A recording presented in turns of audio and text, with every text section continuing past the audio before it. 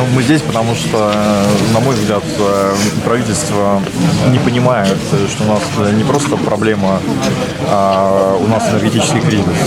Долгосрочную перспективу для того, чтобы обеспечить себе энергию, которую мы сами контролируем, мы должны исходить из возможностей местных энергоносителей, и это только сланец.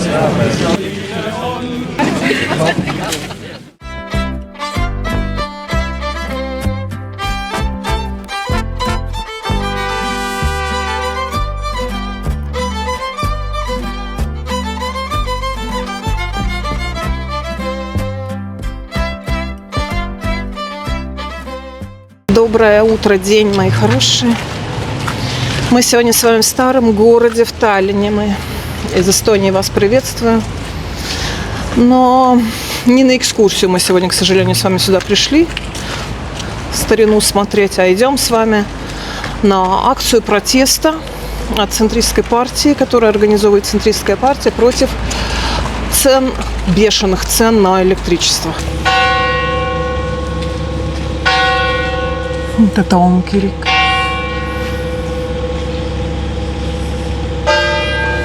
Красота.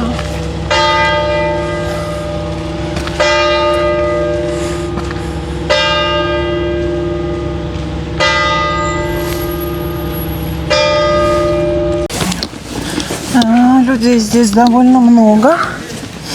Несмотря на то, что рабочий день, рабочее время. Дело в том, что все работают, и правительство тоже работает в это же время, поэтому другого времени просто нет, чтобы воздействовать как-то. Mõjutada Euroopa Liidu poliitikat tuleb üle vaadata nii CO2 kvootide mahtu kui ka hinda. Teised Euroopa riikide liidrid juba sellega tegelevad. Miks meie ei tegele? See on meie huvi. Ja kolmandaks, me peame taastama ja säilitama põlevkivi energeetikat. Kui me seda ei tee, siis meil ei ole tulevikus mingit võimalust, et elektri hind saab olema soodne ja kättesaadav. По этому мероприятию подано? Ну, мы здесь, потому что, на мой взгляд, правительство не понимает, что у нас не просто проблема, а у нас энергетический кризис. И в этой ситуации правительство должно осознать свою ответственность за те решения, которые были приняты в прошлом, и из-за которых, собственно говоря, мы имеем такую цену на электричество, которую имеем. И, во-первых, оперативно создать методы поддержки для людей, чтобы компенсировать высокие оплаты за счета по электричеству.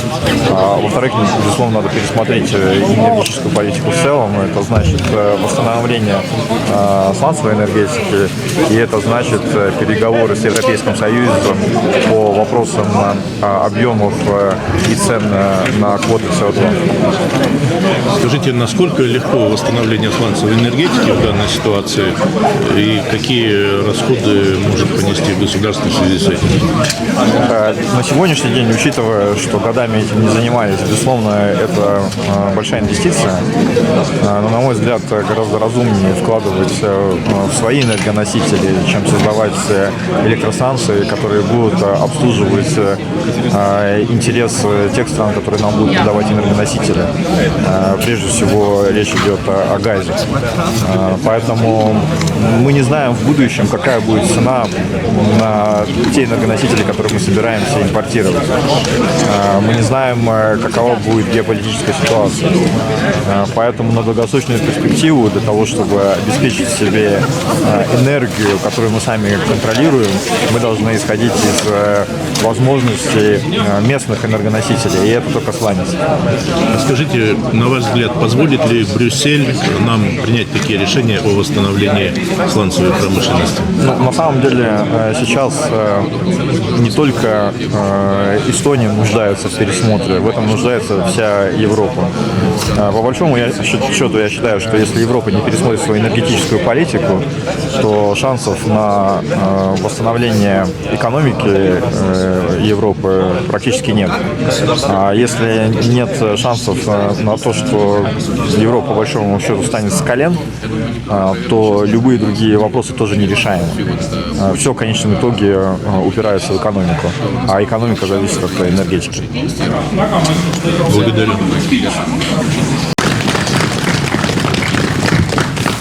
muidu öeldakse, kui on halb olukord, et me näeme tunneli lõpus valgust. Täna me ei näe seda valgust, sellepärast et elekter on niivõrd kallis, et arvatavasti see valgus on välja lülitatud.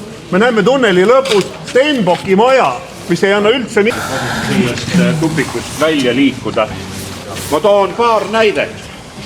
Estonian Cell, üks Eesti tuntumaid ettevõtteid, tselluloositootja, nende elektriarve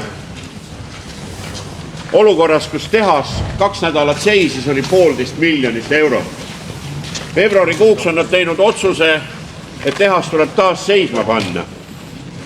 See on näide suurettevõtlusest, mida Eestis ülearu palju ei ole, sellepärast et meie konkurentsivõime on väga tagasihoidlik ja juba aastaid tagasi oli teada, et Estonian Cell tegelikult tahtis liikuda Eestist välja just tänu energia hinnale ja energia julgeoleku ja tuleviku puudumisele.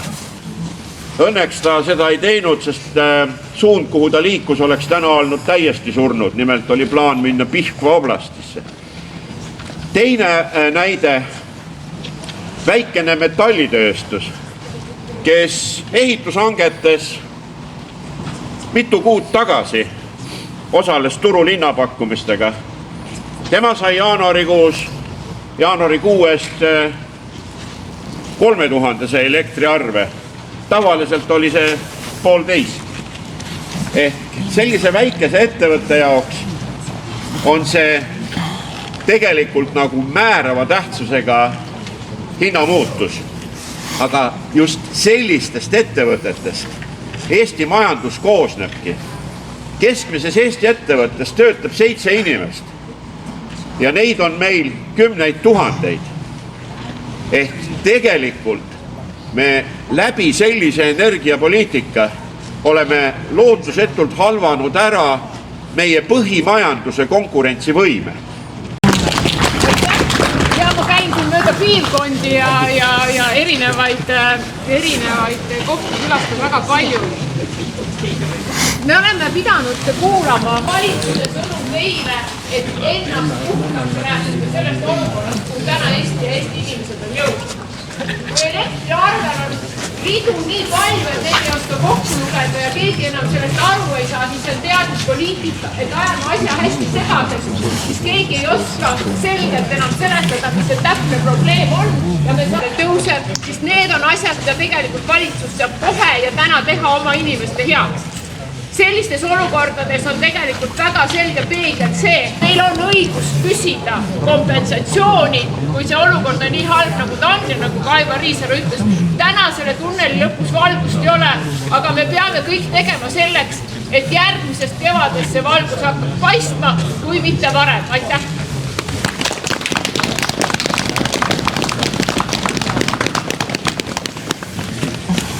Общую фотографию.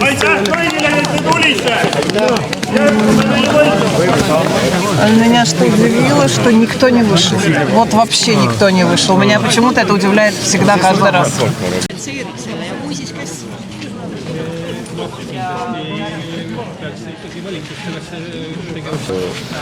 Немножко больше послушал народ, потому что сейчас это просто... Ну, акция закончилась. Меня всегда удивляет, что в такие моменты из Дома правительства никто не выходит к народу. Но все-таки стоит народ. Я понимаю, там сказать нечего еще, но что-то все-таки, ну, просто выйти к людям, это, ну, элементарный такой акт, да? Нет, никто не выходит. Тишина, как будто вымерли все. Вы послушали Михаила Кылворта. Будем надеяться, что что-то сдвинется. Во всяком случае, да, очень многие говорят о том, что зачем-то там мало так людей, бессмысленно это все.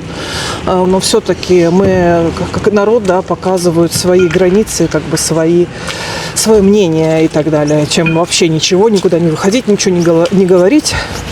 Из серии «Молчание – знак согласия», знаете. Но во всяком случае хотя бы знают, мнение народа, мнение партии, в данном случае центристской.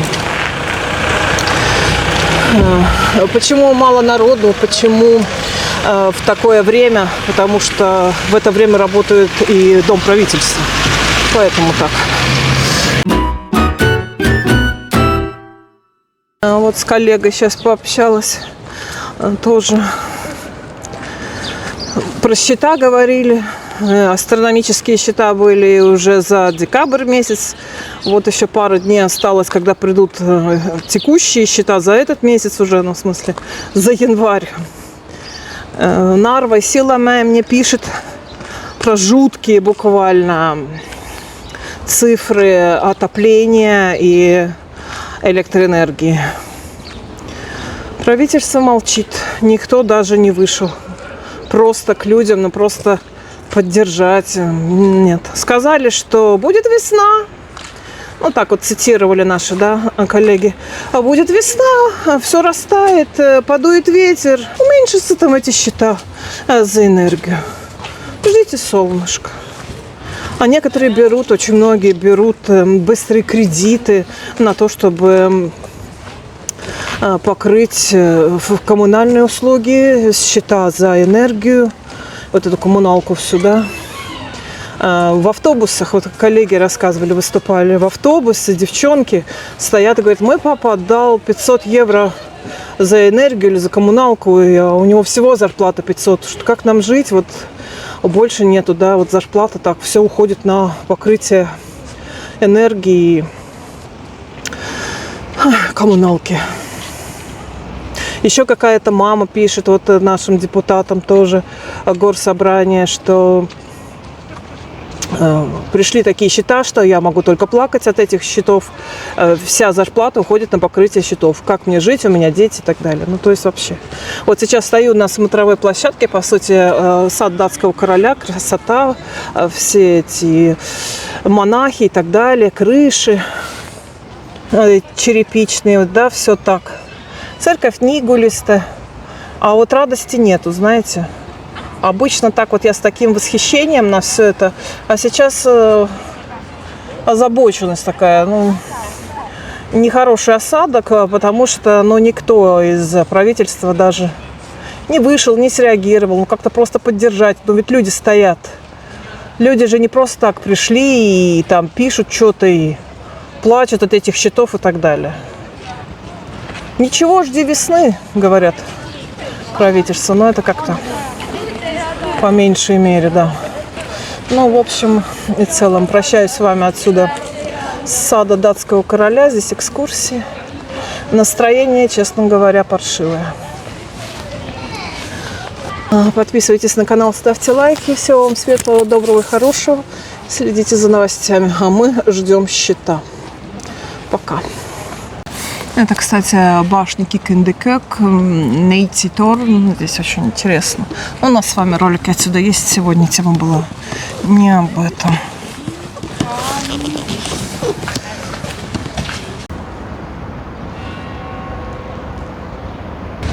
Сейчас мы уже с вами на Ратушной площади напились кофе в Сайяканг. Я была в трансляции. Кто был со мной, спасибо, что были. Этот у нас волшебный лес. Я хотела еще в ролике показать вам, как на Ратушной площади сейчас волшебный лес. Вон волк какой, видите, тоже, наверное, воет от счетов за энергию. Это наша рождественская елка, если вдруг кто не видел. И волшебный лес. Здесь всякие детские рисунки, письма, открытки. Это так вот вам немножко атмосферы Таллина. Ну, зимой это как-то все так.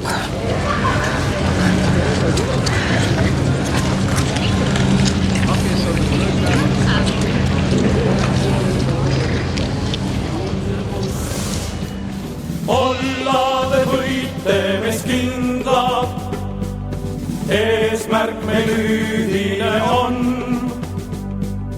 Ühtes joob Eesti ja sõnad ja teod, üksmeelne Keskerakond.